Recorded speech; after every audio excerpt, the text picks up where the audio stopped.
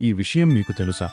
ముక్కోటి దేవతలు ఉన్న మన సంప్రదాయంలో ప్రథమ పూజ వినాయకునికే ఎందుకో తెలియకపోతే ఈ కథ వినండి. ఒకనాడు పార్వతీ పరమేశ్వరులు కైలాస పర్వతంపై ముచ్చట్లు ఆడుతూ ఉండగా ఆ మహాదేవుడు పార్వతీదేవితో ఇలా అనెను, దేవి, ఈరోజు ఒక లోకోత్తర కార్యానికి శ్రీకారం జరగబోతుంది, అది తిలకించుము అనెను. అప్పుడు సురగణాలన్నీ ఆ మహాదేవుని స్తుతిస్తూ కైలాసానికి వచ్చారు.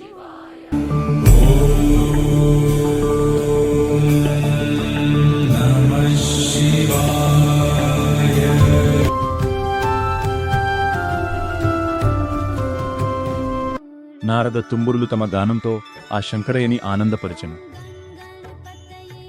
అప్పుడు శివయ్య సంతసించి వారి రాకకు గల కారణాన్ని వివరించమని చెప్పెను. అప్పుడు గణాలన్నీయు, దేవా, మా గణములన్నిటికీ ఒక నాయకుడు కావాలను అని వారి మనస్సులో గల కోరికను శివయ్యకు విన్నవించిరి. వెంటనే శివయ్యకు వినాయకునికి పట్టం కట్టాలి అనిపించెను. కాని దేవగణాల సందేహం కారణంగా వినాయకునికి కుమారస్వామికి ఒక పరీక్ష పెట్టాను. కుమారులు ఇద్దరిని పిలిచి దేవగణాల కోరికను, సందేహంను వివరించెను. అప్పుడు వారికి తాము పెట్టనున్న పరీక్షను కూడా వివరించెను. ఎవరైతే ముమ్మారు విశ్వప్రదక్షిణ చేసి వచ్చెదరో వారే గణాలన్నిటికీ నాయకుడు అని పలికెను. వారిరువురు దానికి అంగీకరించి తల్లిదండ్రులకు నమస్కరించి బయలుదేరెను.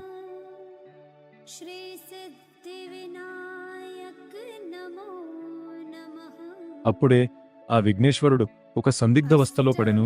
సోదరుడు మయూర వాహనుడు ఎంతటి దూరాన్ని అయిన వేగంగా వెళ్ళిరాగలడు, కాని నాకు వాహనం లేదు, వేగంగా కూడా సాధ్యపడదు, ఇప్పుడెలా అని విచారించాను.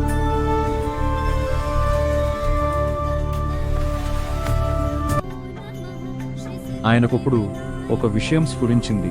తల్లి తండ్రులే కదా బిడ్డకు ప్రపంచం, ఆ పార్వతి పరమేశ్వరులు కదా ప్రకృతి పురుషులు అని వారి వద్దకు వెళ్ళి వారి చుట్టూ ప్రదక్షిణలు ప్రారంభించెను.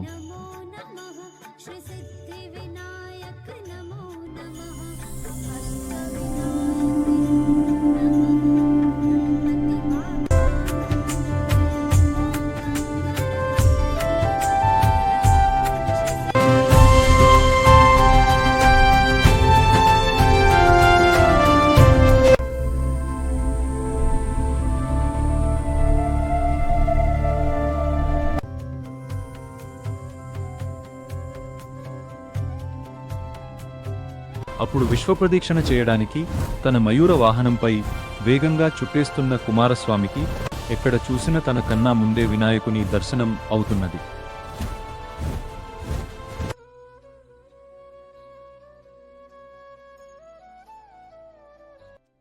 విశ్వప్రదక్షిణ గావించి కైలాసానికి చేరిన కుమారస్వామికి అక్కడే ఉన్న వినాయకుని చూసి ఒకంత ఆశ్చర్యం కలిగెను. అప్పుడు అక్కడ జరిగిన వృత్తాంతం మొత్తం వివరించెను. వినాయకుడు అప్పుడు తన కన్నా విఘ్నిసుడే దానికి సరి అయినవాడు అని భావించిన కుమారుడు మనస్ఫూర్తిగా ఓటమి అంగీకరించెను. అప్పుడు అందరి అంగీకారంతో వినాయకుడు సురగణాలన్నిటికీ అధిపతి అయ్యను. ఇక నుండి ఏ కార్యానికి అయినా నీ పూజతోనే మొదలు అవుతుంది అని దేవుళ్ళు అందరూ దీవించి ఆశీర్వాదించెను.